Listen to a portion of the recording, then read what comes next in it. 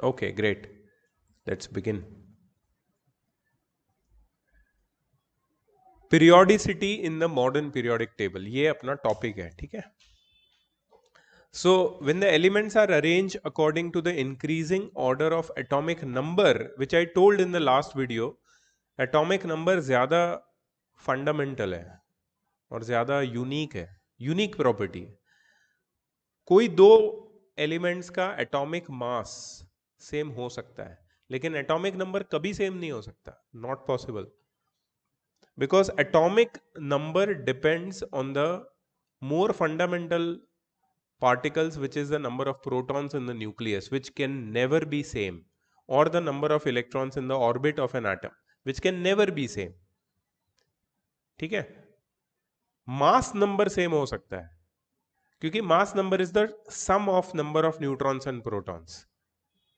तो कोइंसिडेंटली दो एलिमेंट्स ऐसे हो सकते हैं, दो एटम्स, जिनके न्यूक्लियस के अंदर जो प्रोटॉन्स और न्यूट्रॉन्स है उनका सम सेम हो जाए.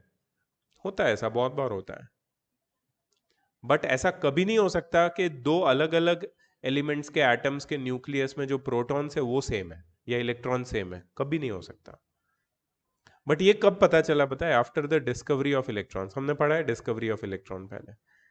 So after the discovery of electrons, subsequently the discovery of protons जो हुआ उसके बाद, ये सारी चीजें क्लियर हो गई कि कोई भी एलिमेंट में, कोई भी दो एलिमेंट में नंबर ऑफ प्रोटॉन्स या इलेक्ट्रॉन सेम नहीं होता. इसलिए एक नया नाम, एक नई टर्मिनोलॉजी दी गई, that is atomic number. Atomic number is like roll number. ये भी बताया मैंने पहले. तुम्हारे क्लास में जितने भी बच्चे हैं सबके यूनिक रोल नंबर्स है. कोई भी दो बच्चों का सेम रोल नंबर नहीं हो सकता, पॉसिबल ही नहीं. बहुत सारी सिमिलैरिटी होगी दो बच्चों में. दो बच्चे ट्विन्स भी हो सकते हैं, उनके पेरेंट्स सेम हो सकते हैं, उनका लुक्स सेम हो सकता है, लेकिन उनका रोल नंबर सेम नहीं होगा कभी भी. उनका डेट ऑफ बर्थ भी सेम हो सकता है, रोल नंबर सेम नहीं होगा.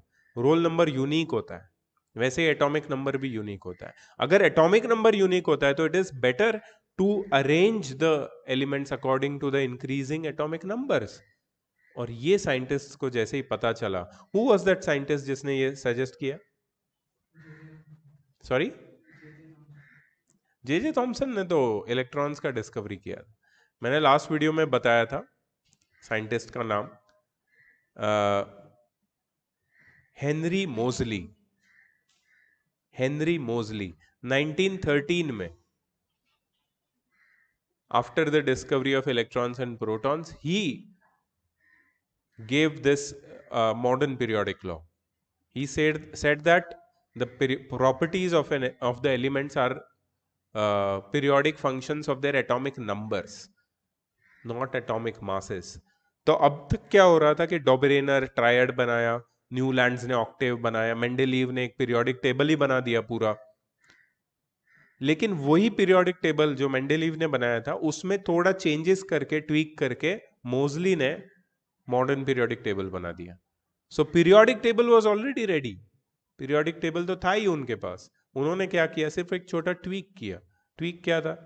That in place of atomic masses we'll use atomic numbers. Then when we arrange the elements according to the increasing atomic numbers, those having equal number of valence electrons occur at regular intervals or periods.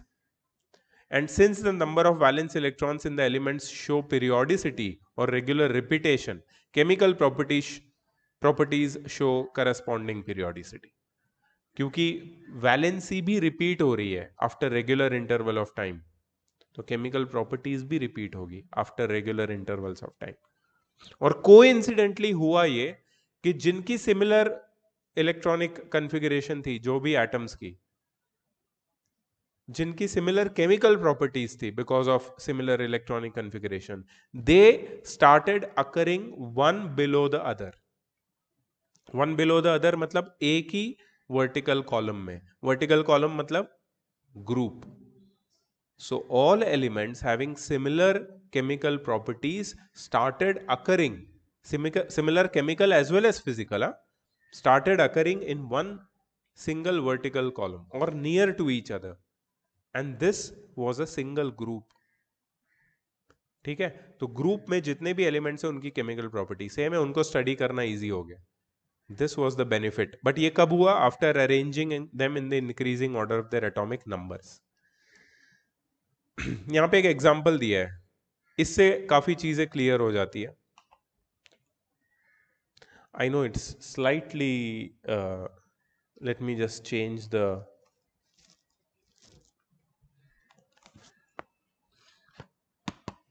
I'm going to change something. तो जो लोग online है वो लोग को भी थोड़ा different लगेगा, बट यहाँ पे क्योंकि कुछ लोग प्रोजेक्टर पे देख रहे हैं, so I need to change the settings as per the projector also, so please wait.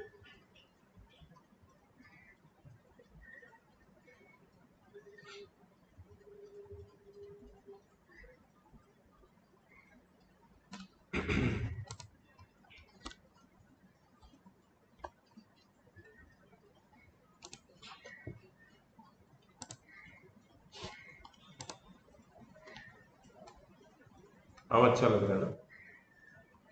तो जो लोग अपने स्क्रीन पे देख रहे हैं उनको थोड़ा सा अजीब लगेगा, आई डोंट नो सही लगेगा या नहीं लगेगा, आई डोंट नो, बट यहाँ पे तो सही लग रहा है हमको. We are enjoying. ठीक है. So consider a group of the periodic table. For example the first group. ठीक है, हमने क्या किया? फर्स्ट ग्रुप को कंसिडर किया. फर्स्ट ग्रुप में कौन है? लिथियम. दिख रहा है? मैं हाईलाइट भी कर रहा हूं साथ में. Lithium, sodium, potassium, rubidium, caesium, francium. Now what I want all of you to do, just a moment, एक कॉल है. हेलो.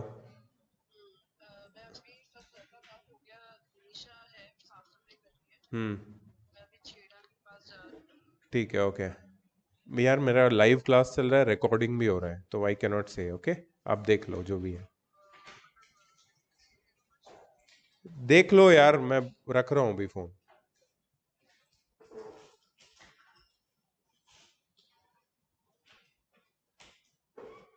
ओके.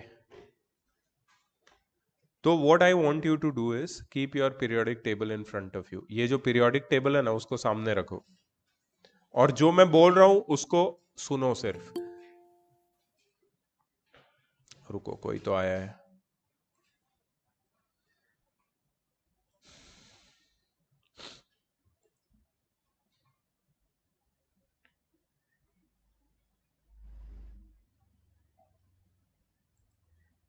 ठीक है, keep the periodic table in front of you.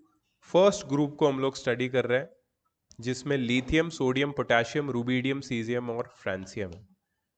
इनके एटॉमिक नंबर्स है 3, 11, 19, 37, 55 and 87. Periodic table में अगर तुम देखोगे ध्यान से तो ऊपर ये नंबर लिखे हुए थे. ठीक है. अब इनमें क्या सिमिलैरिटी है? क्या ये जो बोला है ये सही है या नहीं है? ये तुम्हें अभी पता चल जाएगा. They are all good reducing agents. Reducing agent means they donate electrons और they donate hydrogen and they take away, they accept oxygen. They are all good reducing agents. They form unipositive ions. Unipositive ions मतलब positive ions with valency 1 plus. सबकी valency 1 plus है. They are soft metals. They are very reactive and are thus found mainly in combined state. ये बहुत ज्यादा reactive होते हैं और combined state में ही पाए जाते हैं. They impart colour to the flame when they burn. मतलब ये कलरफुल फ्लेम के साथ बर्न करते हैं. They form hydrides with hydrogen. They form basic oxides with oxygen. अब इसमें नई बात क्या है? ये तो सारी प्रॉपर्टीज है, केमिकल प्रॉपर्टीज है, बट बात यह है कि these properties they are common to all the elements in group 1. मैंने तुम्हें पहले ही बताया, एक ग्रुप वर्टिकल कॉलम में आने वाले जो एलिमेंट्स हैं उनकी जो इलेक्ट्रॉनिक कन्फिग्रेशन होता है उनका दैट इज सिमिलर, उनकी वैलेंसी सेम होती है, इसलिए उनकी फिजिकल और केमिकल प्रॉपर्टीज भी सेम होती है। जितनी भी प्रॉपर्टीज पढ़ी दे आर कॉमन प्रॉपर्टीज। तो क्या तुम्हें lithium, sodium, potassium, rubidium, caesium और फ्रांसियम को अलग अलग पढ़ने की जरूरत है? नहीं। तुम अगर लिथियम की प्रॉपर्टी पता लगाते हो तो सबकी प्रॉपर्टी गेस कर सकते हो। That is the benefit of periodic table, that is the benefit of arranging elements in this way so that you can assume the properties of elements occurring in the same group. ठीक है। Seventh property, they react with water to form metal hydroxides and hydrogen. All these elements have one electron each in their outermost shell, and so they have similar properties. It is noticed that elements with similar electronic configurations have similar properties. Thus, the cause of periodicity is the same number of electrons in the outermost orbit, that is reoccurrence of similar electronic configuration. यही है periodicity. Periodicity मतलब reoccurrence of properties after regular interval. और ये क्यों होता है? Because reoccurrence of similar electronic configuration which is seen in the periodic table. So salient features of modern periodic table क्या है? Vertical columns in the periodic table are called groups and horizontal rows are called periods. अब groups के बारे में दिया है. These are the features of modern periodic table. Modern periodic table में speciality क्या है, फीचर्स क्या है, ये बता रहे हैं. वर्टिकल कॉलम्स को ग्रुप्स बोलते हैं, हॉरिजॉन्टल रोज को पीरियड्स बोलते हैं. ग्रुप्स के बारे में बताया है. Modern periodic table has 18 vertical columns comprising of group 1 to 8 and 0. ठीक है. Note that groups 1 to 7 are divided into subgroups, thereby making it a total of 18 groups. Are you looking in your table? अपने table में देखो, तुम्हें ये मिल जाएगा. 1 to 7 groups में सब ग्रुप्स भी है, इसलिए टोटल 18 ग्रुप्स हो जाता है. और एक अलग से एक 0 ग्रुप भी है जो नोबल गैसेस का है. वो सबसे लास्ट में राइट साइड में होगा, दिख रहा है. एलिमेंट्स ऑफ सब group A, that is of 1a, 2a, 3a, 4a, 5a, 6a and 7a. Group number 1, 2, 13, 14, 15, 16 and 17 are known as main group elements. याद रखना इनको, मैं तुम्हें बता देता हूं कहां पे है मेन ग्रुप. यहां पे ऊपर देखो, इसको रोटेट कर सकते हैं क्या? इसको रोटेट नहीं कर सकते ना. I have to take it separately if I want to rotate. Anyways, group 1, 2 और उसके बाद 13, 14, 15, 16, 17, 18 इनको मेन या रिप्रेजेंटेटिव ग्रुप एलिमेंट्स भी बोलते हैं. 17 तक, 18 नहीं है उसमें. 1, 2, 13, 14, 15, 16, 17 they are known as main group elements or representative elements or the normal elements. और एक गुड न्यूज है कि क्लास 9th और 10th में हम सिर्फ नॉर्मल एलिमेंट्स पे ही फोकस करते हैं. We only study about normal elements. तो कौन से ग्रुप को हमें इग्नोर करना है? ये जो बीच वाला पार्ट दिख रहा है ना, ग्रुप 3 से लेके ग्रुप 12 तक. मतलब ग्रुप 3 में सबसे पहला एलिमेंट कौन सा है? स्कैंडियम. और ग्रुप 12 में स्कैंडियम से जिंक वाला जो बीच वाला जो पैच है ना, उसको इग्नोर करना है. हमें उसको पढ़ना ही नहीं. मतलब ऐसी बात नहीं है कि जिंक कभी आएगा ही नहीं. हाँ, पीरियोडिक टेबल से रिलेटेड क्वेश्चन जिंक के ऊपर नहीं पूछ सकते वो लोग. सो कौन से ग्रुप्स इंपॉर्टेंट है? 1, 2, 13 से 17 बस. 10th में भी जिंक आएगा, कॉपर आएगा, आयन आएगा, ये सब बीच वाले ट्रांजिशन एलिमेंट्स है, लेकिन उनके सिर्फ कंपाउंड्स, कुछ इंपॉर्टेंट कंपाउंड्स के ऊपर डिस्कशन होगा. उनकी पीरियोडिक प्रॉपर्टीज के ऊपर कोई डिस्कशन नहीं होगा. तो जो बीच वाला जो मैंने बताया तुम्हें, ग्रुप 3 से लेकर 12 तक, वो तुम्हें इग्नोर करना है simply. We are only going to focus on representative elements or normal elements, not that transition. These elements have their outermost shell incomplete. तो ये क्वेश्चन पूछ सकते हैं, what are transition elements? Transition elements are those elements which have their outermost shell incomplete. तुम बोलोगे sir इसमें क्या बड़ी बात है? आउटरमोस्ट शेल तो सबका ही इनकम्प्लीट होता है यार. सिर्फ वो लास्ट वाला जो जीरो ग्रुप है उसका आउटरमोस्ट शेल कंप्लीट होता है, क्योंकि वो नोबल गैस है. बताया हुआ है ना मैंने पहले. आउटरमोस्ट शेल कंप्लीटली फिल्ड होता है, वैलेंसी जीरो होती है, उसको इलेक्ट्रॉन्स की ना तो जरूरत है ना तो उसके पास एक्स्ट्रा है. Noble gases they do not react. बाकी सबके आउटरमोस्ट शेल इनकम्प्लीट है. बाकी सब they try to achieve the nearest noble gas configuration by donating or accepting electrons. तो इसमें क्या बड़ी बात है? These elements have their outermost shell incomplete. इसमें अलग बात यह है कि जो बीच वाले ट्रांजिशन एलिमेंट्स है ग्रुप 3 to 12, उसके दो शेल इनकम्प्लीट होते हैं. अजीब है ना बहुत सुनने में. दो शेल इनकम्प्लीट होते हैं और इसमें सिर्फ एक shell, outermost shell. So those are more complicated. मतलब जिस तरीके से उनकी वैलेंसी होती है, वेरिएबल वैलेंसी रखते हैं वो लोग. वेरिएबल वैलेंसी भी पता होगा तुमको, लैंग्वेज ऑफ केमिस्ट्री पढ़ा है तुमने. तो वेरिएबल वैलेंसी क्यों है उनकी? Because two outermost shells, the last shell and the second last shell, penultimate shell and the last shell, ये दोनों इनकम्प्लीट है. तो इसलिए उनकी वेरिएबल वैलेंसी होती है. बट इनमें नॉर्मल एलिमेंट्स में क्या होता है? सिर्फ आउटरमोस्ट शेल इनकम्प्लीट है, सेकेंड लास्ट शेल कंप्लीट होता है. इसीलिए हमें सिर्फ नॉर्मल एलिमेंट्स या रिप्रेजेंटेटिव एलिमेंट्स पे ही फोकस करना है. फिर से कोई मुझे पूछेगा कि नॉर्मल एलिमेंट्स है कौन से? आपने बता तो दिया, लेकिन कौन से एलिमेंट्स? तो मैं तुम्हें बताता हूं फिर से क्लियरली. एलिमेंट्स का एटॉमिक नंबर 1 till 20, 1 से लेकर 20 तक ही हमें पढ़ना है. 1 कौन है? 20 कौन है? बस. We have to focus on hydrogen to calcium, बाकी कुछ भी नहीं. स्कैंडियम का नंबर क्या है? हाँ, 21 से आगे अपना कोई जरूरत ही नहीं अपने को. ठीक है. तो अगर तुम देखोगे तो ग्रुप 1, 2, 13, 14, 15, 16, 17, 18 भी ले लो, कोई बात नहीं, लेकिन 18 के ऊपर कोई प्रॉपर्टीज नहीं है इसलिए 18 को नहीं लेते हैं.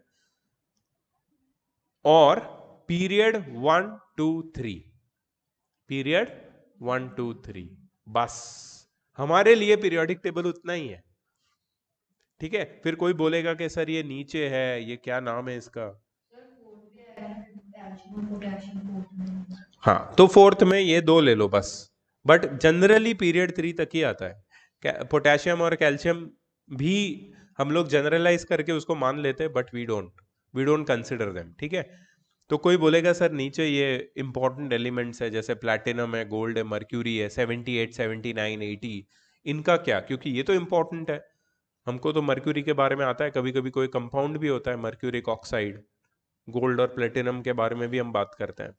हम उनके बारे में जनरली बात करते हैं, उनकी केमिकल या फिर पीरियोडिक प्रॉपर्टीज के बारे में हम बात नहीं करते हैं. That you will learn in class 11th and 12th, not now. ठीक है. ओके. एलिमेंट्स देखो, थर्ड कैरेक्टरिस्टिक दी है ग्रुप्स की. Elements of the group number 3, 4, 5, 6, 7, 8, 9, 10, 11 and 12 are known as transition elements and they have their two outermost shells incomplete. जैसे मैंने बताया, elements in the zero group, group number 18, are called noble gases because owing to their stable electronic configurations, they hardly react with other elements. 8 electrons in the outermost orbit, except in the case of helium which has 2 electrons. ठीक है. सिर्फ helium के पास 2 electron है, outermost shell completely filled है, एक ही shell है. बाकी सबके पास 8 इलेक्ट्रॉन्स है, मतलब ऑक्टेट. तो नोबल गैसेस का ग्रुप है. Periods are 7 horizontal rows in the modern periodic table. Number of shells present in an atom determines its period.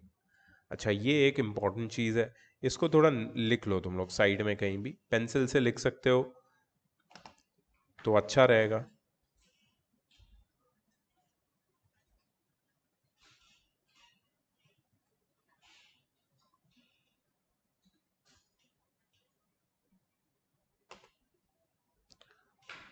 Group number, group number क्या होता है? Group number is number of valence electrons. Number of valence electron of any atom is its group number. ठीक है, but इसमें exception है। हाँ, जैसे sodium है, सोडियम का इलेक्ट्रॉनिक कन्फिग्रेशन क्या है? 281। वैलेंस इलेक्ट्रॉन कितने? 1, मतलब वो कौन से ग्रुप में होगा? ग्रुप 1। चेक करो है कि नहीं, है, है। लेकिन मैं जो बात कर रहा था एक्सेप्शन, एल्यूमिनियम, एल्यूमिनियम का एटॉमिक नंबर क्या है? 13। ये याद रखना है, ठीक है, 1 to 20 लर्न कर लेना। एल्यूमिनियम का एटॉमिक नंबर 13 है।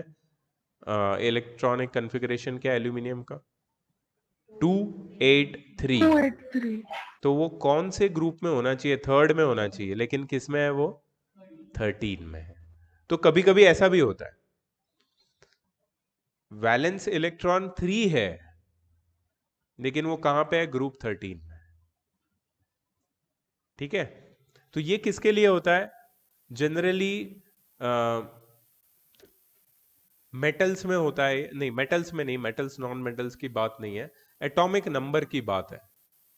ठीक है, तो जो ग्रुप 1 और 2 में है उनका एटॉमिक नंबर अगर तुम देखोगे तो तुम्हारे सामने हाइड्रोजन है, हाइड्रोजन के नीचे कौन है?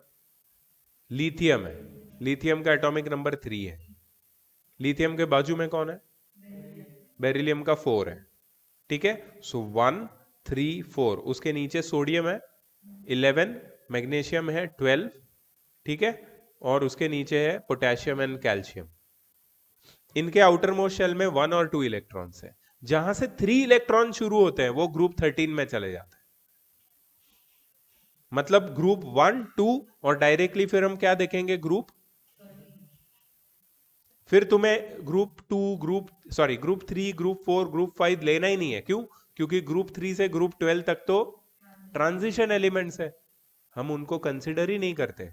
इसलिए जहां पे तुम्हारा वैलेंस इलेक्ट्रॉन 2 से बड़ा हुआ तो आगे 1 लगा देना। मतलब अगर वैलेंस इलेक्ट्रॉन 3 है तो आगे 1 लगा दो तो क्या हो जाएगा? 13। मतलब वो कौन से ग्रुप को बिलोंग करेगा? ग्रुप 13 को। ठीक है, अगर ग्रुप 14 में कोई बिलोंग कर रहा है तो 14 का यूनिट प्लेस क्या है? 4। तो मतलब उसके वैलेंस इलेक्ट्रॉन कितने होंगे? 4। अभी बता देते हैं, वैलेंस इलेक्ट्रॉन 4 ना। कार्बन, कार्बन का एटॉमिक नंबर क्या है? 6। इलेक्ट्रॉनिक कन्फिग्रेशन क्या है? 2,4। 4 आया, 2 से बड़ा है, मतलब कौन से ग्रुप में होगा? 14 में। 4 में होगा नहीं, क्यों 4 में क्यों नहीं होगा? क्योंकि 3 to 12 तो ट्रांजिशन एलिमेंट्स है, तो ये कहां पे सीधा जाएगा? 14 में। So group number is equal to number of valence electrons. Group number is equal to number of valence electron, ये याद रखना। दूसरा, पीरियड नंबर। पीरियड नंबर क्या होता है? Period number is equal to number of shells या फिर orbits. Group number क्या होता है? नंबर ऑफ वैलेंस इलेक्ट्रॉन, और पीरियड नंबर क्या होता है? नंबर ऑफ शेल्स या फिर ऑर्बिट्स। बस ये याद रहना चाहिए। इफ यू रिमेंबर दिस तो तुम किसी भी एलिमेंट का इलेक्ट्रॉनिक कन्फिग्रेशन या वैलेंस इलेक्ट्रॉन देख के पता लगा सकते हो उसकी location in the periodic table. And specifically I am talking about representative या नॉर्मल एलिमेंट्स। चलो, अब एक मैं तुम्हें बताता हूं, एक एग्जांपल देता हूं मैं तुम्हें, ये जो लोग ऑनलाइन कर रहे हैं उनके लिए भी है। ठीक है, 286, देखो मत कहीं भी, कहीं भी मत देखो, इधर देखो मेरे पास। 286 एलिमेंट का नाम भी नहीं चाहिए मुझे, सिर्फ उसका लोकेशन बता दो। ग्रुप 16 एंड पीरियड कितने शेल्स है? तो कौन से पीरियड में होगा? Period 3 group 16। 16 क्यों बोला? 6 है। नहीं, वैलेंस इलेक्ट्रॉन 6 है। 6 है, वैलेंस इलेक्ट्रॉन 6 है, मतलब 2 से बड़ा है, मतलब ये ग्रुप 16 में जाएगा। ग्रुप 16 मतलब 16th vertical column. And period number कौन सी हॉरिजॉन्टल रो में होगा? थर्ड, क्योंकि उसमें 3 शेल्स है, 2 8 6, 3 शेल मतलब third period. Just by looking at the electronic configuration, you can tell where this element will lie. चलो और एक देते हैं। एटॉमिक नंबर बता रहा हूं मैं, एटॉमिक नंबर से तुम्हें मुझे लोकेशन बतानी है, ठीक है? Atomic number 15। Group 15 period 3। Period 3 group 15, very good. Period 3 group 15। Period 3 इसलिए क्योंकि 15 मतलब 285 मतलब 3 शेल मतलब थर्ड पीरियड। वैलेंस इलेक्ट्रॉन में 5 मतलब 2 से बड़ा मतलब 15th group, 15th group third period.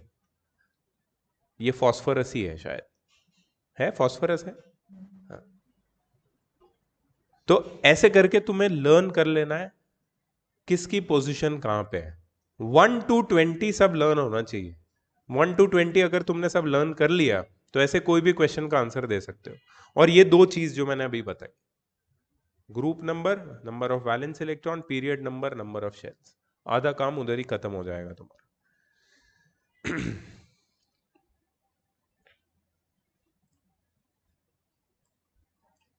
Okay,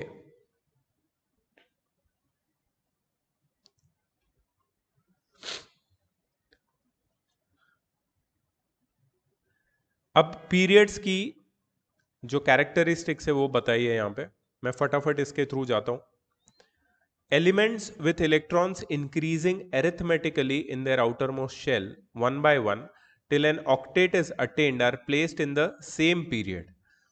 The last element of each period has 8 electrons except the helium which has 2 electrons.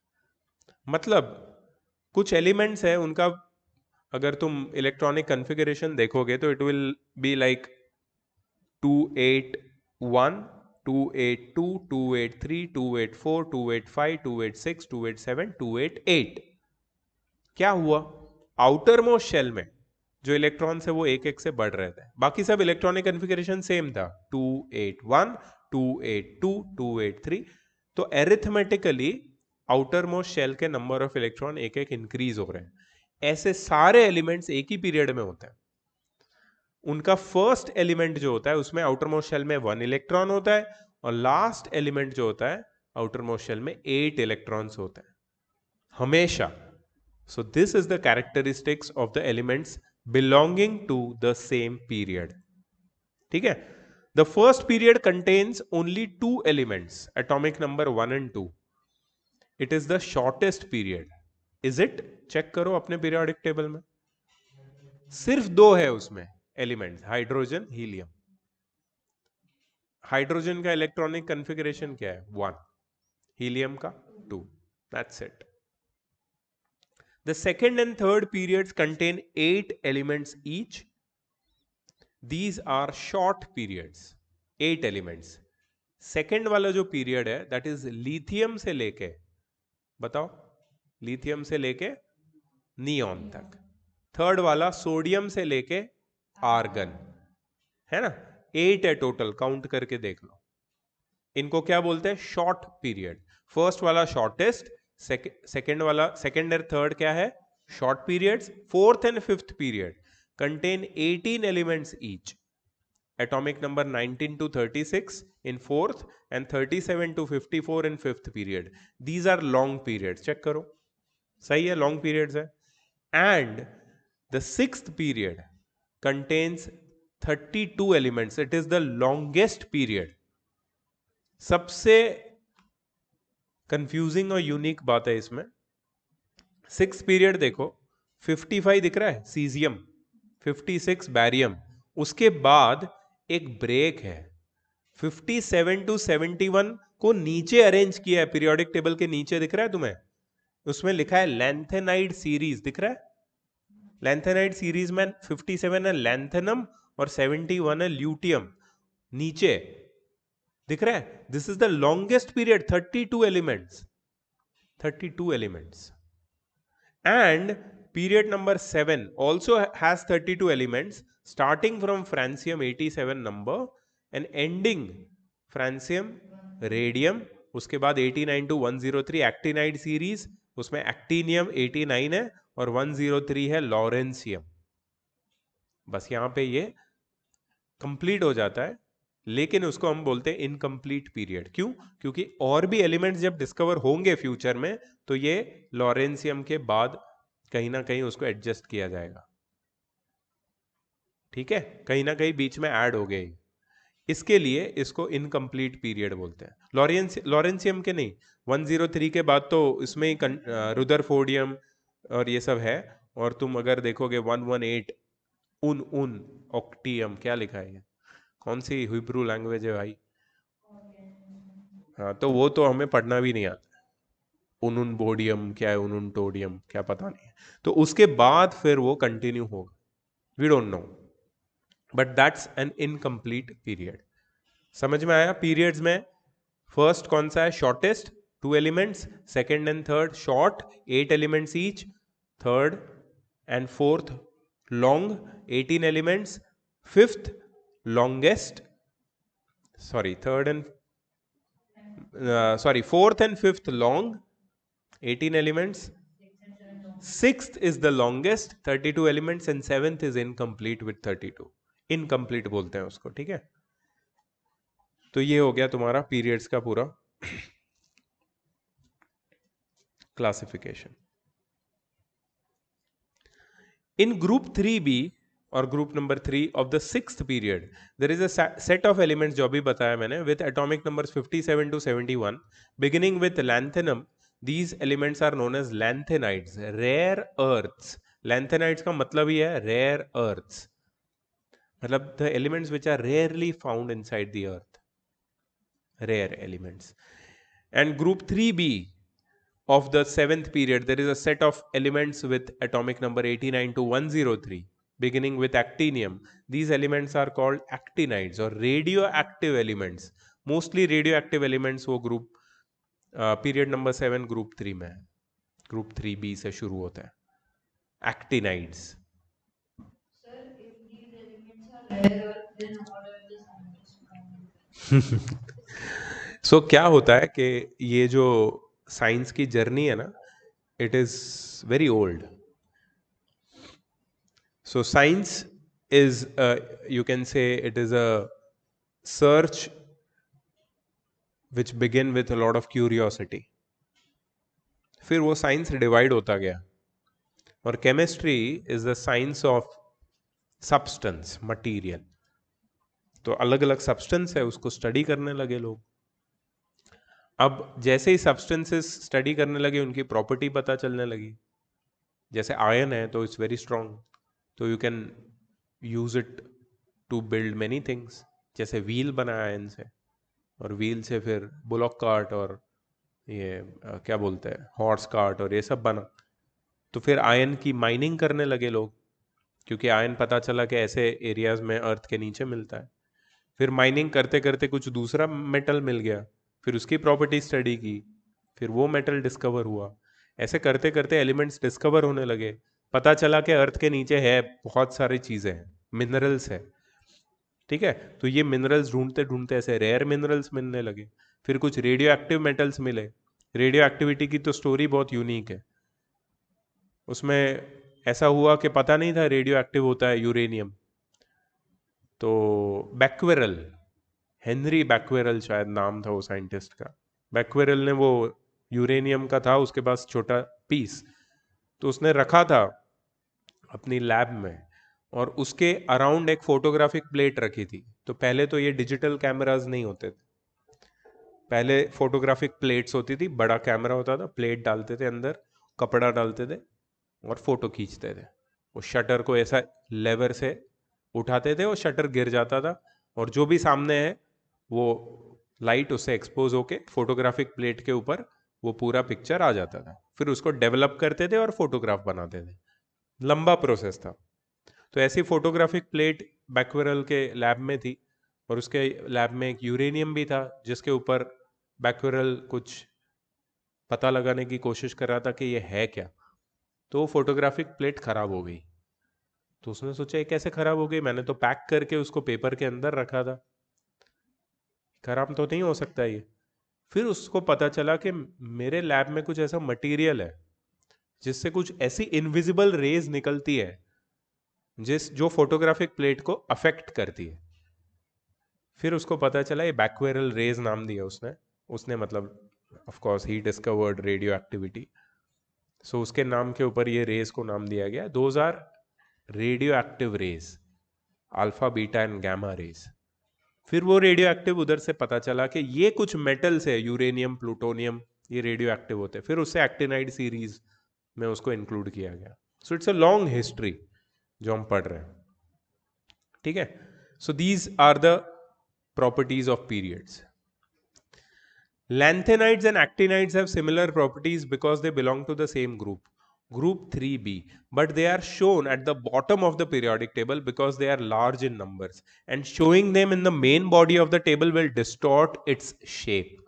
Periodic table का पूरा शेप खराब हो जाएगा अगर उसको मेन बॉडी में इंक्लूड कर दे। तो जो नीचे वाला जो पीरियड नंबर 7 और 6 और 7 है वो एक्सेसिवली लॉन्ग हो जाएंगे। फिर ये जो तुम्हारे एक सिंगल पेज में प्रिंट हुआ है पीरियोडिक टेबल, उसको एक बड़े पेज में प्रिंट करना पड़ेगा और बहुत ही अजीब दिखेगा, बीच में एम्प्टी स्पेस दिखेगा और नीचे एक छोटा 2 लाइन और फिर periodic table. It look very uneven. तो पीरियोडिक टेबल को इवन, प्रिंट फ्रेंडली और रीडेबल बनाने के लिए उसको नीचे 2 सीरीज में डाल दिया है, द लॉन्गेस्ट पीरियड्स को ब्रेक करके। प्लस उसकी प्रॉपर्टी भी अलग है लैंथेनम और एक्टिनियम की, एक्टिनाइड्स की। मतलब they are rare earth and radioactive elements, इसलिए उनको अलग रखना सही है। Types of elements. See, elements can also be classified in the following 4 types: representative elements, transition elements, inner transition elements, and inert gas or noble elements. Classification according to SPDF blocks is based on electronic configuration, which you will study in higher classes. तो ये जो तुमने electronic configuration पढ़ा है ना, जो किसने बताया था पता है? नील्स बोर ने। कि पहले 2n² वाला जो फॉर्मूला था, पहले शेल में n1 लेते हैं, number of electron, maximum electrons which can be there in the first shell is 2 × 1² which is 2। Niels Bohr ने बताया था। सेकेंड शेल में 8, थर्ड शेल में 18, फोर्थ शेल में 32 एंड सो ऑन 2n² से। This can be applicable only on normal elements, atomic number 1 to 20, not on all the elements. उसका electronic configuration निकालने का जो मेथड है that is based on SPDF method. SPDF method हमने नहीं पढ़ा है, वो तुम 11th में पढ़ोगे। मतलब तुम ट्रांजिशन एलिमेंट्स का इलेक्ट्रॉनिक कॉन्फ़िगरेशन भी निकाल सकते हो उस मेथड से। So that is little complicated which we are not going to study now. Representative elements s and p block, ऊपर लिखा होगा तुम्हारे पीरियोडिक टेबल में, एस ब्लॉक पी ब्लॉक दिख रहा है। ग्रुप वन में जो एलिमेंट्स है उनको बोलते हैं alkali metals, they form strong alkalis with water. Group 2 alkaline earth metals, they form weaker alkalis compare to 1a group elements. Group 13 boron family, boron is the first member of the group. Group 14 carbon family, carbon being the first member. Group 15 nitrogen family. Group 16 oxygen family. Group 17 halogens, they are salt formers. Halogens का मतलब होता है salt forming elements. उसमें पहला fluorine है मेरे ख्याल से, ग्रुप 17 है ना। Fluorine, bromine, chlorine, iodine, astatine, वही है ना। Fluorine, chlorine, bromine, iodine, astatine, सही है। सो ये वाला जो ग्रुप है ग्रुप 17, ये सबको हैलोजेंस बोलते हैं। इसमें एस्टेटाइन जनरली नहीं होता है, सिर्फ आयोडीन तक। फ्लोरीन, क्लोरीन, ब्रोमीन, आयोडीन, ये 4 मेन हैलोजेंस है। तो ये they are salt forming elements. जैसे सोडियम क्लोरीन के साथ मिलके एक सॉल्ट बनाता है, sodium chloride. So chlorine is that salt forming element. The alkali metals of group 1 are the most reactive metals that occur. They are known as alkali metals because they react vigorously with water to produce hydrogen and an alkaline solution. Alkali matlab, what do you mean by alkali? Basic solution. Basic matlab alkaline. Halogens are most reactive non-metals. They form salts on reacting with metals. Main characteristics of representative elements. Representative फिर से बता रहा हूं मैं. Representative तुम्हारी book में अलग है क्या? थोड़ा ये वाला पार्ट है.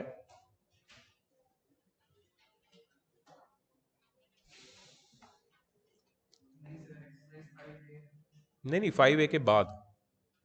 ये तो 5A के बाद आ गया मैं. दिस इज आफ्टर 5A है ना. Main characteristics of representative same है ना. They include both metals and non-metals. Element number 1 to 20. There is a regular gradation from metallic to non-metallic characters as one moves from left to right across a period. Please look into period number 3, periodic table. Period number 3. पहला element कौन सा है? Sodium, magnesium, aluminium. उसके बाद silicon, phosphorus, sulphur, chlorine, argon. क्या हुआ? पहले metals थे, फिर सिलिकॉन आया विच इज मेटलॉइड, फिर नॉन मेटल्स आ गए फॉस्फोरस, सल्फर, क्लोरीन, और फिर नोबल गैस. हर एक पीरियड में यही होता है, but only in representative elements. Okay. They form electrovalent as well as covalent compounds with non metals. मतलब ये जो ये जो रिप्रेजेंटेटिव एलिमेंट्स है वो आयोनिक या फिर इलेक्ट्रोवैलेंट कंपाउंड बनाते हैं metals. Non metals ionic as well as covalent compound बनाते हैं. कंपाउंड हमने बॉन्डिंग में देखा है ना, केमिकल बॉन्डिंग में, वही चीज की बात कर रहे हैं. Metallic nature increases moving down any of the 7 groups. First group देखो, lithium, sodium, potassium, rubidium, caesium, francium. सही है. उसमें जैसे ही तुम नीचे जाओगे ना, मेटालिक कैरेक्टर इंक्रीज होता है.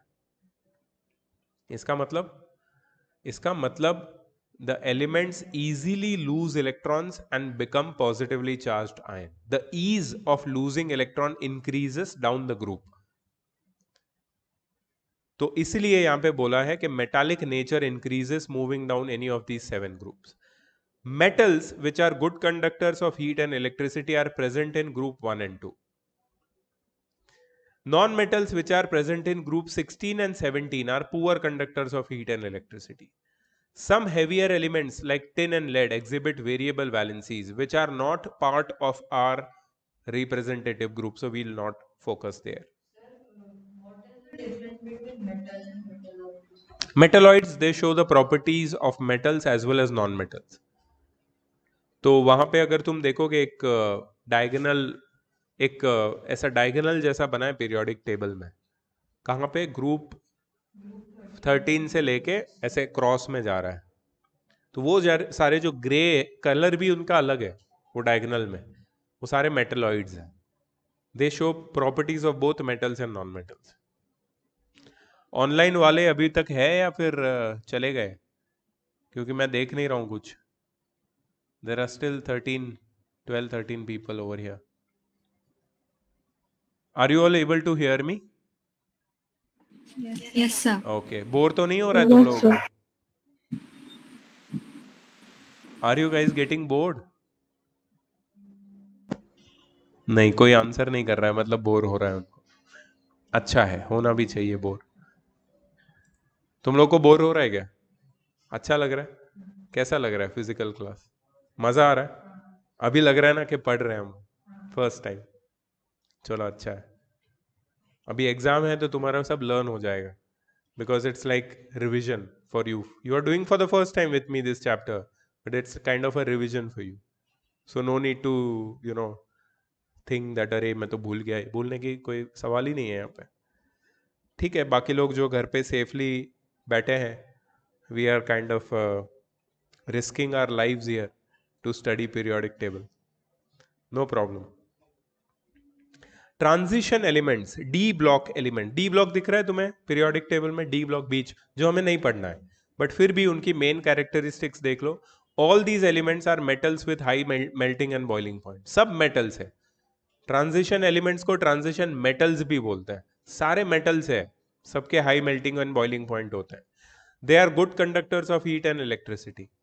Some of these elements are attracted towards a magnet like iron, nickel and cobalt, magnetic materials. Most of these elements are used as catalyst. Chemical reaction में तुमने देखा होगा आयन, फाइन आयन पाउडर को use करते हैं catalyst. 10th में और देखोगे तुम.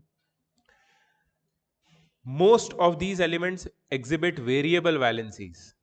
आयन की वैलेंसी होती है +2 +3, है ना. Most of these elements form coloured ions and coloured compounds. ये इनकी कैरेक्टरिस्टिक्स. इसमें से तुम्हें कुछ नहीं पूछेंगे, ट्रांजिशन पे फोकस ही नहीं करना है अपने को. इनर ट्रांजिशन और नहीं पूछेंगे, फिर भी हम पढ़ेंगे. एफ ब्लॉक दिख रहा है, F block. The elements of 6th and 7th period of group 3, the lanthanides and actinides are collectively known as inner transition elements. Main characteristics क्या है? They are heavy metals with high melting and boiling points. They show variable valencies. They form colored ions. Actinides are radioactive by nature. Inert gases or noble gases. Elements of the zero group, which is the 18th vertical column, are known as inert gases or noble gases. They have 8 electrons in their outermost orbit, except helium, which has only 2. They do not react with other elements and are therefore inert. Inert elements के बारे में सिर्फ इतना दिया है. उसके नीचे bridge elements दिए है. Bridge elements अलग है थोड़ा सा. तुम देखो ग्रुप 1, 2, 13, 14 में, पीरियड 2 और 3 में लिथियम और मैग्नीशियम ऐसे क्रॉस में है. दिख रहा है लिथियम मैग्नीशियम. बेरिलियम एल्यूमिनियम दिख रहा है. बेरिलियम इधर है लेफ्ट साइड में, एल्यूमिनियम राइट साइड में, लेकिन क्रॉस में है. बोरॉन सिलिकॉन दिख रहा है. इनको ब्रिज एलिमेंट्स बोलते हैं. ब्रिज एलिमेंट्स क्या होता है? Elements of the second period show resemblance in properties with the elements of the next group of the third period, leading to diagonal relationship. Such elements are called bridge elements. Lithium, magnesium, beryllium, aluminium and boron, silicon. कुछ similarity है उनकी properties में. इसके ऊपर question आ सकता है. They can ask you what are bridge elements, give examples, and why are they important or significant. So you will say bridge elements are the elements of the period 2 and period 3 of the next group. They show resemblance in property, hence they are known as bridge elements, and the examples are these. ऐसे करके लिखना है. So very trivial question, मतलब information based, logic नहीं है इसमें कुछ. Typical elements, the third period of elements, third period elements, sodium से लेके क्लोरीन तक, summarize the properties of their respective groups and are called typical elements. तो हमें जब भी कोई एग्जाम्पल देना होगा, हम थर्ड पीरियड वाले एलिमेंट्स का एग्जाम्पल देंगे. जैसे मुझे अगर ग्रुप 1 को डिफाइन करना है तो मैं सोडियम से डिफाइन करूंगा. क्यों? क्योंकि सोडियम थर्ड पीरियड में, फर्स्ट ग्रुप में, तो फर्स्ट ग्रुप की सारी कैरेक्टरिस्टिक सोडियम में मिलती है मुझे. सेकेंड ग्रुप में मैग्नीशियम, थर्ड ग्रुप में एल्यूमिनियम, फोर्थ में सिलिकॉन, फिफ्थ में फॉस्फोरस, सिक्स्थ में सिलिकॉन और सेवेंथ में क्लोरीन. पीरियड 3 के सारे एलिमेंट्स अपने अपने ग्रुप को रिप्रेजेंट करते हैं, इसलिए उनको टिपिकल एलिमेंट्स बोलते हैं. ठीक है, तो ये हो गया तुम्हारा पूरा पीरियोडिक टेबल. समझ में आया पीरियोडिक टेबल कैसे होता है, कितने कॉलम्स, कितने ग्रुप्स, कौन से ग्रुप्स, क्या कैरेक्टरिस्टिक, किसको कहां पे रखा है, कैसे अरेंज किया है, सब हमने डिटेल में डिस्कस किया है. मैं रिकॉर्ड भी कर रहा हूं, फॉर्चुनेटली हो जाएगा रिकॉर्ड, बट लास्ट में क्लास जो ले रहा था 8th क्लास, उनका मैंने रिकॉर्ड किया 1 घंटे से ऊपर और कुछ रिकॉर्ड नहीं हुआ. ठीक है, तो जो नहीं आया था, एब्सेंट था, उसका तो लॉस है पूरा. बट मैंने रिकॉर्ड किया है, इसमें भी रिकॉर्ड कर रहा हूँ, तो अगर ये हो जाएगा तो you can go through it later also if you have any doubts in the periodic table. Merits of the modern periodic table. See, it is based on atomic number, which is an even better fundamental property compared to atomic mass, जो हमने पहले discuss किया. Position of elements in table is related to its electronic configuration. So no two elements will have same position. Electronic configuration ही सबकी अलग अलग होती है. It shows regular changes in properties of elements on moving across a period or down the group. So it is very easy to identify the properties. Properties that reappear at regular intervals or in which there is gradual variation, that is increase or decrease at regular intervals, are called periodic properties, and the phenomenon is known as periodicity of elements. Cause of periodicity is reoccurrence of similar electronic configuration. In a particular group, the number of electrons in the outermost orbit remains the same. That is, electronic configuration is similar. Valency also remains the same down the group.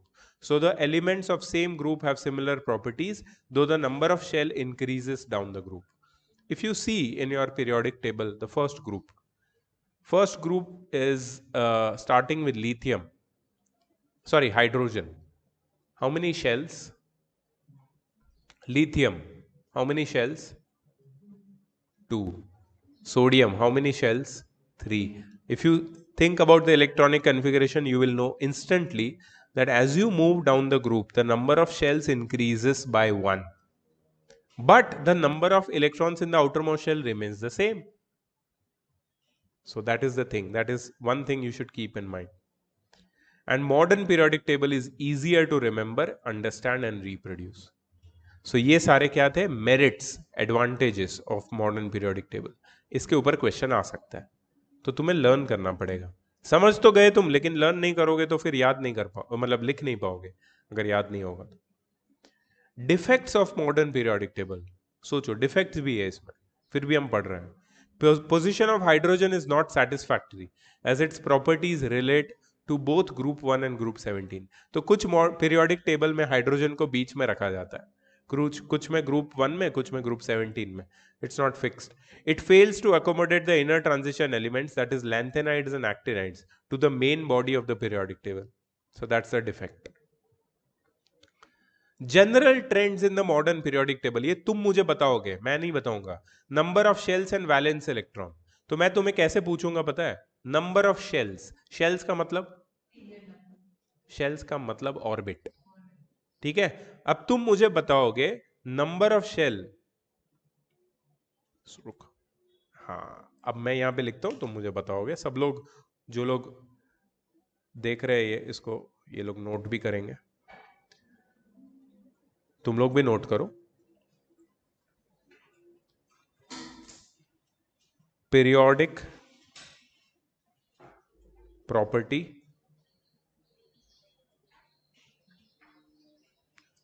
and trend down a group and across a period. ऐसा एक table बनाओ. Periodic property में क्या change आता है, कौन सी periodic property और उसमें क्या चेंज आता है down the group and across a period. ठीक है. First is number of shells. ठीक है. अभी मैं फटाक से ये लिख देता हूं. नंबर ऑफ शेल्स है, उसके बाद वैलेंसी है, फिर प्रॉपर्टीज ऑफ एलिमेंट्स. अच्छा, प्रॉपर्टीज ऑफ एलिमेंट्स, रिएक्टिविटी लिखते हैं ना. Number of shells, valency, reactivity, atomic size, metallic character. ठीक है, याद रखना. नंबर ऑफ शेल्स, उसके बाद क्या था? नंबर ऑफ वैलेंस इलेक्ट्रॉन ले लेते हैं. Number of valence electrons. इसके बाद मैं लिखता हूं वैलेंसी. इसके बाद मैं लिखता हूं रिएक्टिविटी. इसके बाद मैं लिखता हूं एटॉमिक साइज. ये सारी प्रॉपर्टीज को हमें स्टडी करना है, और तुम्हें कुछ पढ़ने की जरूरत नहीं, मैं तुम्हें सीधा सीधा बता दूंगा। Metallic character,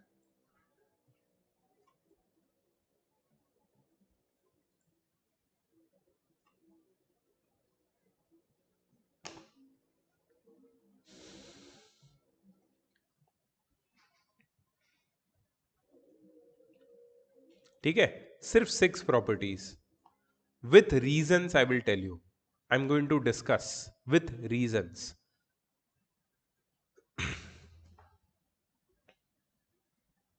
start, let's start. Number of shells down the group, अभी मैंने डिस्कस किया था,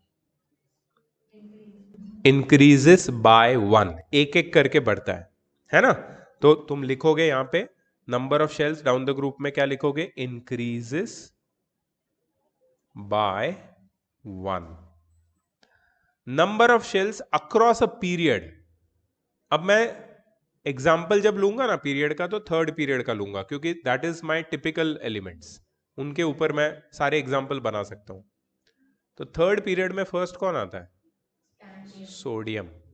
थर्ड पीरियड में सोडियम, ठीक है। सोडियम के बाद मैग्नीशियम, एल्यूमिनियम, सब में कितने शेल्स हैं, so number of shells across a period remains the same.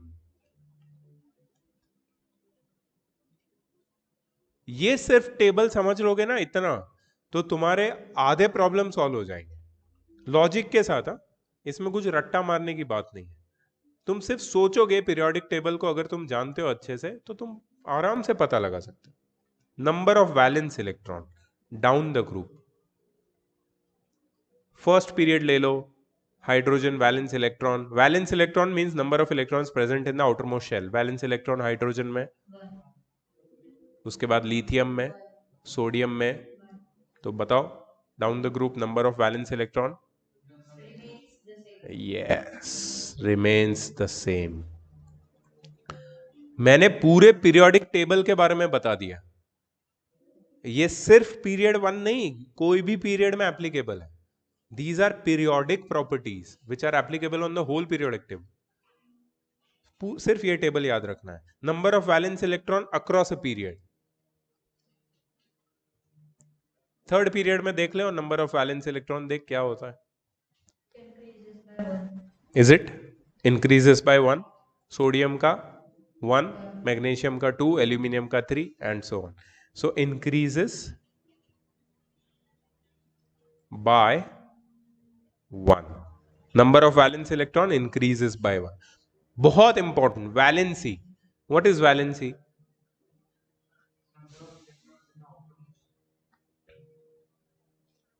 number of electrons which are donated or accepted in order to complete the outermost shell is the valency, not valence electrons, valency. Write it as number of hydrogen elements which are donated or accepted. No, that's an old definition. You will write the modern definition. That was the definition before electrons was discovered. The new definition says that valency is the number of electrons accepted or donated to achieve stable electronic configuration. Exactly. So valency down the group, first group में देखो valency क्या है सबकी, 1+, सबकी 1+ है, क्योंकि सबको एक इलेक्ट्रॉन डोनेट करके स्टेबल इलेक्ट्रॉनिक कॉन्फ़िगरेशन अचीव करना है। तो remains the same, valency down the group remains the same. चलो, valency across a period, Increases by 1. No, sir. Till group very good very good, 30 सोचो, it increases by 1, and after that it decreases. And then finally group 18, The electronic configuration is stable. हाँ, तो valency Valency is how much for 18th group, 0। सो कैसे लिखना है देखो, बहुत important है। Valency across a period first increases, then decreases, and finally becomes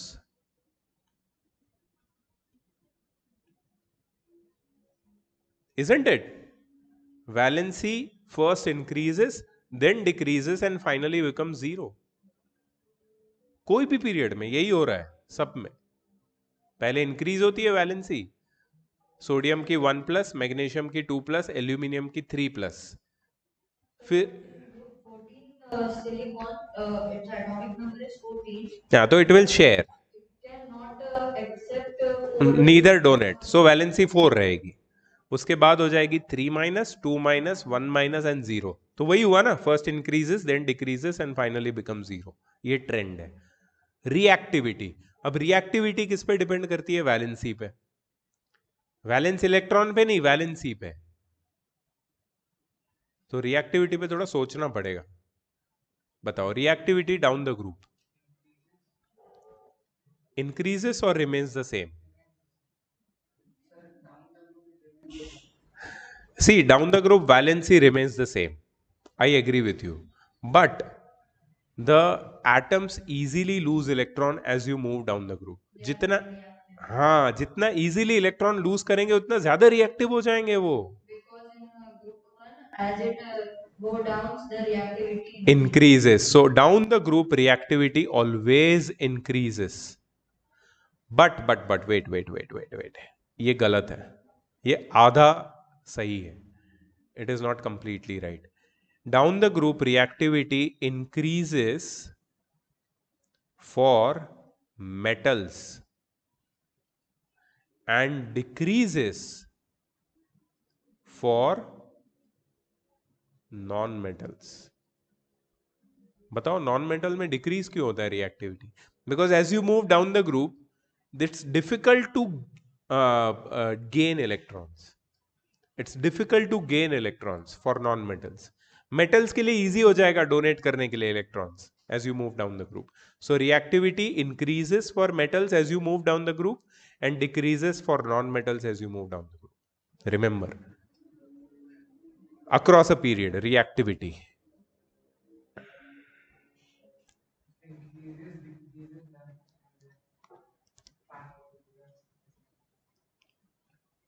valency क्या होती है? इंक्रीज होती है ना पहले, तो रिएक्टिविटी डिक्रीज होगी.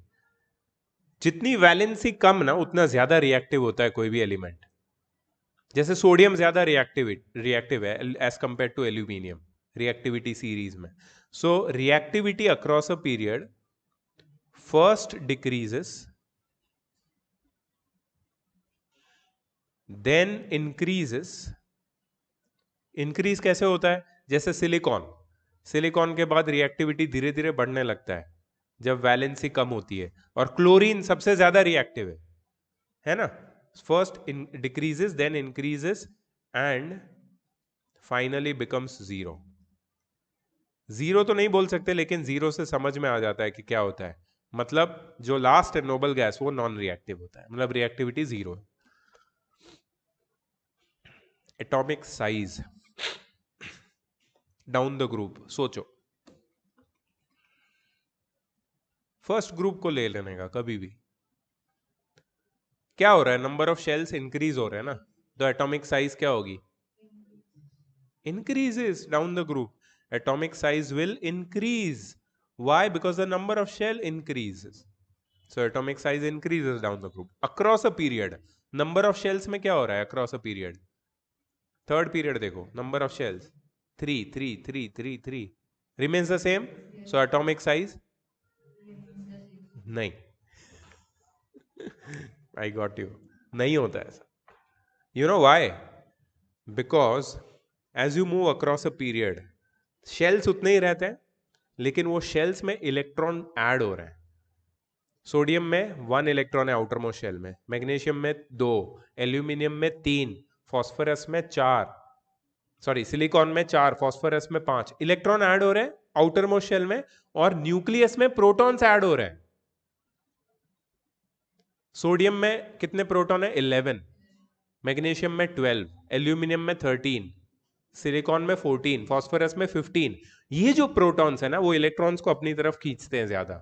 तो एटम धीरे धीरे श्रिंक होता है, छोटा होता है, because the nuclear charge increases. Nuclear charge मतलब प्रोटॉन्स.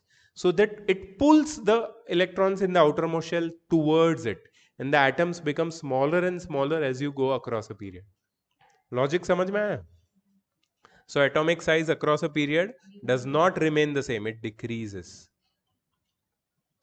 याद रखना है इसको, लॉजिक बताया मैंने, याद रखना। ये सेम चीज 10th स्टैंडर्ड का फर्स्ट चैप्टर है, सेम चीज एग्जैक्टली सेम। अभी याद करोगे 10th स्टैंडर्ड में वो चैप्टर तुम अपने आप ही कर सकते हो, ठीक है। Metallic character down the group, ease of donating electrons, कितना इजीली तुम इंक्रीजेस, है ना। अगर रिएक्टिविटी मेटल्स के लिए इंक्रीज हो रहा है डाउन द ग्रुप, तो metallic character down the group of course increase ही होगा ना। what do you think about across a period, metallic character across a period? क्या अक्रॉस अ पीरियड जाते जाते मेटल्स इजीली इलेक्ट्रॉन्स लूज कर सकते हैं? No, sir, because आगे जाते जाते नॉन मेटल बन जाते हो तो। non-metal में बदल जाते हैं। So metallic character decreases across a period, that's the last one, खत्म। ये जो पूरा इतना लंबा पार्ट था ना, हमने एक छोटे टेबल में पढ़ लिया पूरा, जो भी आगे वाला पार्ट है। तो ये टेबल अगर तुम्हें लॉजिक से याद रहेगा तो तुम कोई भी क्वेश्चन आंसर कर सकते हो, ठीक है। समझ में आया ना ये? ओके।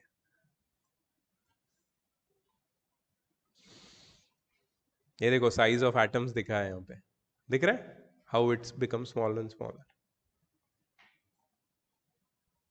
और यहाँ पे देखो down the group shells increase हो रहे हैं ना, तो साइज ऑफ एटम्स बढ़ रहा है, ठीक है। बी पार्ट कंप्लीट हो गया। अब सी पार्ट में क्या है? सी पार्ट भी छोटा सा है, हाँ, स्टडी ऑफ स्पेसिफिक ग्रुप्स। तो अब हम कुछ स्पेसिफिक ग्रुप पे फोकस करेंगे और उसमें जो एलिमेंट्स है उसकी क्या स्पेसिफिक ऐसी प्रॉपर्टीज है उसको हम लोग स्टडी करेंगे, ठीक है। The elements such as lithium, sodium, potassium, rubidium, caesium and francium have one electron in their outermost orbit and therefore they show one valency, so they are placed in 1a group, the first column on the left. They are known as alkali metals, मैंने पहले ही बताया था इनको alkali बोलते हैं। Group 2 को क्या बोलते हैं पता है? अल्कलाइन अर्थ मेटल्स, याद रखना। Group 1 alkali metals, group 2 alkaline earth metal, थोड़े कम रिएक्टिव होते हैं। ये अल्कली मेटल्स का कैरेक्टरिस्टिक ये है कि दे react with water to form their hydroxides which are strong alkali bases and soluble in water. Characteristic देखो, इलेक्ट्रॉनिक कन्फिगरेशन हमने अभी पढ़ा। ग्रुप 1 में इलेक्ट्रॉनिक कन्फिगरेशन सबका सिमिलर होता है because all have one same valency 1+। Occurrence, all of them are very reactive and do not occur free in nature state. Nature, they are soft, they can be cut with a knife. तुमने सुना होगा sodium can be cut with a knife. तो सबका यही है characteristic, similar है। And they have low melting and boiling points. Bonding, all alkali metals salts except some salts of lithium are ionic in nature. Ionic मतलब electrovalent, जैसे sodium chloride ions होते हैं उसमें, सोडियम और क्लोराइड के ions उससे बनता है। Action on air, they react rapidly with oxygen and water vapor in the air and they are also the reaction is very exothermic. तुमने देखा होगा, मैंने भी दिखाया था सोडियम को कैसे वाटर और एयर केरोसिन के अंडर रखते हैं हम लोग to protect it. Reactivity of these metals increases down the group. Action on water, they react violently with water and produce hydrogen. Any alkali metal. Action of acids, they react violently with dilute acids to produce hydrogen. ठीक है? They form unipositive ions easily. Unipositive मतलब ions with single valency 1+. They are strong reducing agents because they can donate electrons easily. When freshly cut, they show typical silvery white metallic luster, but soon they turn dull or tarnish because of their reaction with air. All alkali metal salts impart color to the flame. That is, lithium burns with a crimson red flame. Crimson red is a shade of red, okay? Sodium burns with a golden yellow flame and potassium burns with pale violet flame. Flame के colour याद रखने हैं, क्योंकि तुम्हारे book में एक last chapter है practical chemistry, विरावदल में फोटोज दिए है ना, हाँ वो यही है, वो याद रखना है, because in your final exams they will ask questions from anywhere, if they conduct the final exam for all the they will conduct this prelims ना, तो boards भी होगा, तो उसमें कहीं से भी क्वेश्चन पूछ सकते हैं. So they can ask in fill in the blanks और objective, what is the color of flame with sodium when sodium is burned, तो you have to remember golden yellow. if you don't remember सीधा zero. तो chemistry में सबसे बड़ा problem यही है, तुम कुछ भी फेंक नहीं सकते, तुम्हें वो प्रॉपर लिखना पड़ेगा, क्योंकि सब ऑब्जेक्टिव आता है. गिव रीजंस भी आते हैं तो वन लाइनर ज्यादा से ज्यादा. There is no descriptive type questions trend in chemistry. Even in class tenth में केमिस्ट्री को 2 घंटे मिलते हैं और सारे बच्चे यूजुअली 1 hour 15 minutes तक खत्म कर देते हैं पेपर. क्यों? क्योंकि पूरा ऑब्जेक्टिव पेपर है, चूज द करेक्ट ऑप्शन, ये वो, बस फिल इन द ब्लैंक्स. और सेकंड बी सेक्शन में वन लाइनर्स मोस्टली, इक्वेशंस जिसमें ज्यादा टाइम नहीं लगता. हाँ, लेकिन अगर भूल गए, एक भी गलती हो गई तो जीरो हो जाएगा सीधा. हिस्ट्री में ऐसा नहीं होता, थियरी में ऐसा नहीं होता. तुम थोड़ा घुमा फिरा के लिख दो, थोड़ा फेंको, थोड़ा बीच में कुछ भी लिख दो, तो भी वो मैम ऊपर ऊपर से पढ़ के कुछ ना कुछ मार्क्स दे देती है. सबने किया होगा ये सब, कुछ तो पिक्चर के गाने वाने लिख के आ जाते हैं. वो मैम नहीं पढ़ेगी अगर, तो ठीक है, पढ़ लिया तो फिर. तो केमिस्ट्री में ऐसा मत सोचना, ऑब्जेक्टिव पेपर है पूरा, तुम्हें लर्न करना पड़ेगा इसमें. ठीक है. Alkali metals are obtained by electrolysis of their molten salts, मतलब इनको अल्कली मेटल्स को एक्सट्रैक्ट करने के लिए हमें इलेक्ट्रोलिसिस करना पड़ता है. इलेक्ट्रोलिसिस हम क्लास 10th में पढ़ने वाले हैं. ग्रुप 2 अल्कलाइन अर्थ मेटल्स, ये सेकेंड ग्रुप की बात कर रहे हैं. इसमें beryllium, magnesium, calcium, strontium, barium और रेडियम है. इनको अल्कलाइन अर्थ मेटल इसलिए बोलते हैं because their oxides occur in earth's crust and their hydroxides are weak alkalis. All elements of this group have 2 electrons in their outermost orbit and show valency of 2, so they are placed in second group of periodic table. Occurrence, they are reactive metal less than alkali metals, hence they do not occur free in nature. They are grayish white in color and harder than alkali metals. Magnesium, for example, is harder than sodium. Magnesium का wire आता है, ribbon बोलते हैं उसको. Bonding, all the alkali earth metal salts except beryllium are ionic compounds. Action on air, action of air. They are less reactive than alkali metals. Their reactivity increases on moving down the group. Action on water, they react with water to produce hydrogen.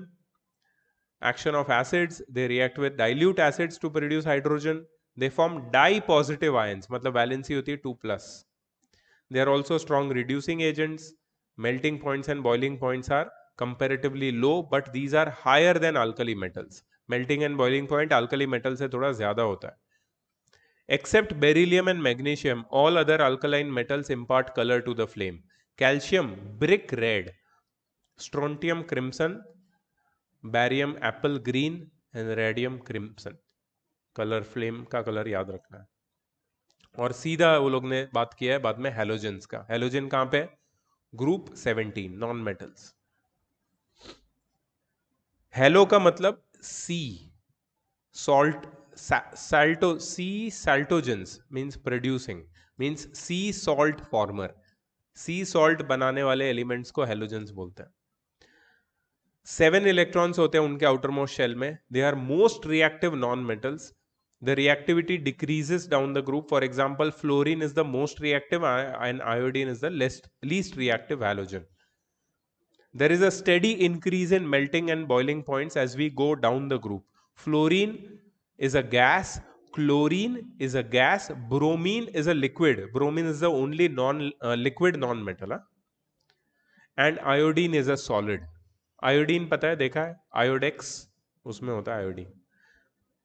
Astatine is highly radioactive and rare element, so it is not considered as halogen. The intensity of color of the element also increases from pale to dark. जैसे fluorine पेल होता है, उसका colour धीरे धीरे dark होते जाता है, chlorine greenish yellow होता है, फिर ब्रोमीन रेडिश ब्राउन होता है, आयोडीन डार्क ब्राउन होता है या blackish.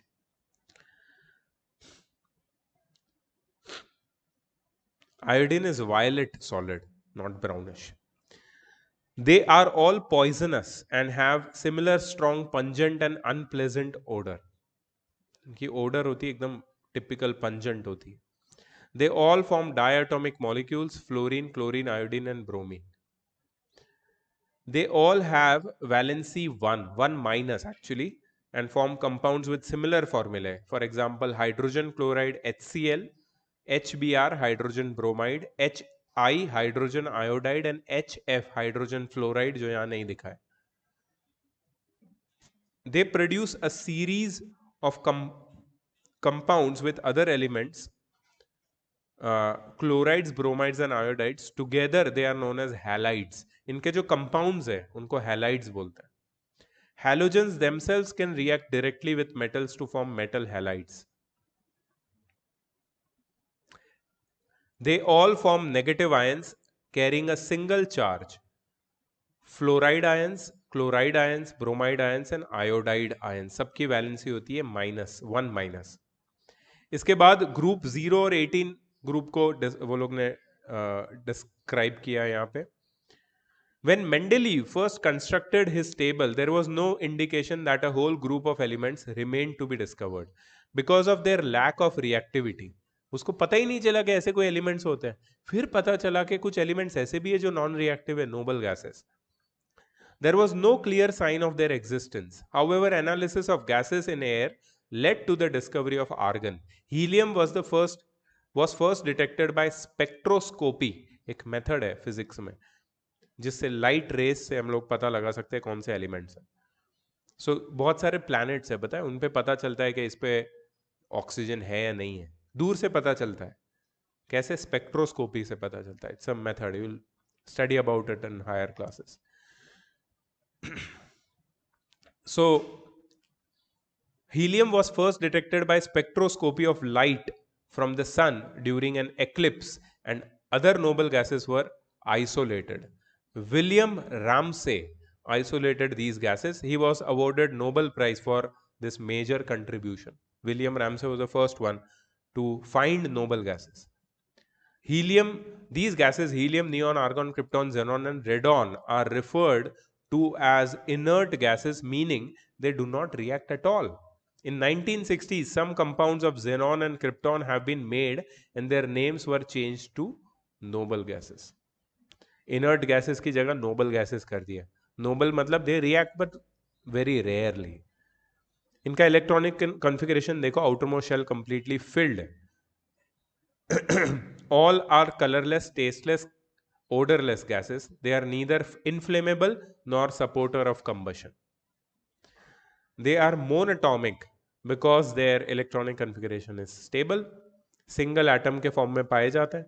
Noble gases are liquefied with great difficulty. These gases are slightly soluble in water, and on moving from helium to radon, solubility increases. These gases emit colored light when an electrical discharge is passed through them. Cathode rays. Remember cathode rays?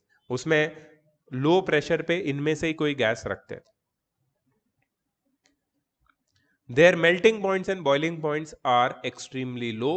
Helium has the lowest melting point of any element and cannot be solidified by cooling alone. Pressure is also needed. All these properties point to the atoms of noble gases being particularly stable. The uses of noble gases depend on their unreactive nature. Helium is used in airships and balloons because it is both very light and unreactive. पहले hydrogen balloons होते थे, but बाद में hydrogen को replace करके helium कर दिया because it's also light and also unreactive. Argon is use to fill light bulb. Light bulb के अंदर आर्गन होता है, जो पुराना फिलामेंट टाइप बल्ब होता है उसके अंदर. Because it will not react with the filament even at high temperatures. The best known use of noble gases is perhaps its use in neon lights. The brightly colored advertising light works when an electric discharge is passed in tube containing a little of noble gas. Different gases impart different colors. तुमने देखा होगा वो जो sign boards होते हैं उस पे letters होते हैं, अलग डिजाइन्स होती है, ट्यूब्स होती है ग्लास की, उसमें से लाइट आती है अलग अलग कलर्स की, red, blue, green. That is filled with noble gases. Sir, but the noble gases or other gases on Earth is find like 0.1%, Yeah. 1%. So how they find this, and if they this much of gases, how they are not decreasing? Yeah. So that 1% is also too much because the gases are present in a very huge quantity. The atmosphere, which consists of these gases, is present in a huge quantity. Yeah, of course, some of the gases are more or less somewhere, but mostly this 1%, less than 1% gases are also more than sufficient to be used because they are not required in large quantities, very small quantities. So they don't get depleted. But it's a very good question. I don't know how they are managing it, the depletion of noble gases, if it is happening. So ये जो zero group होता है, group 18, are between two most reactive groups of elements, group 1 and group 17. Indeed, it is their closeness to these groups with stable electronic arrangements that makes alkali metals and halogens so reactive. They can easily achieve noble gas electronic configuration or structure. The group 17 elements gain or share an electron, while group 1a lose an electron to achieve noble gas electron configuration, जो हमने chemical bonding में पढ़ा हुआ है. इसके बाद है use of periodic table. Uses of periodic table हो गया, चैप्टर खत्म होने आया. Periodic table has been useful in predicting the existence of new elements. New elements के एग्जिस्टेंस को प्रिडिक्ट करने के लिए पीरियोडिक टेबल यूज करते हैं, जैसे मेंडेलीव ने प्रिडिक्ट किया था कि कुछ एलिमेंट्स डिस्कवर हो सकते हैं. It has been useful in past in correcting the properties of elements, क्योंकि every element placed in the same group have similar properties. तो अगर किसी की प्रॉपर्टी हमने इनकरेक्ट प्रिडिक्ट की है तो उसको करेक्ट कर सकते हैं. Study of elements and their compounds become systematic and easy to remember using periodic table. Position of elements in the periodic table reveals its atomic number, electronic configuration, number of valence electron and properties, जो हमने वो table में भी पढ़ा. Nature of chemical bond, ionic होगा, covalent होगा, कैसा होगा, ये हम बता सकते हैं. Formula of compound because of its valency, and properties of that compound can be predicted from the table. For example, elements present in group 1, 2 and 3 metals, they lose electrons to form positive ions, while elements of group 15, 16 and 17 gain electrons to form ions. When these positive and negative ions combine, they form a compound that is electrovalent in nature. If elements of the group 14, 15, 16 and 17 combine with those of 15, 16 and 17, that is non-metals, with non-metals they form covalent compounds, जो हमने chemical bonding में पढ़ा हुआ है. Position of elements in the periodic table reveals the valency of the element and whether the element is metal or non-metal. If it is on the left side, it is metal. If it is on right side, it is non-metal generally, while non-metals are at the extreme right. Okay, ठीक है. तो ये तुम्हारा पूरा chapter था और 2 exercise तुम्हारी बचती है 5B 5C. ये एक बार कर लोगे अच्छे से तो चैप्टर कंप्लीट हो जाएगा तुम्हारा. Just a moment, let me ask these people are alive और नॉट. गूगल मीट वाले लोग, आर यू ऑल देयर? अभी कम हो रहे लोग, अभी सिर्फ 10 बचे. Yes, sir. Yes, sir. कैसा लगा चैप्टर घर से पढ़ने के बाद? कोई कुछ बोल नहीं रहा है. अरे बोलो यार. नहीं, ठीक है. अच्छा, I am stopping the recording. Save me.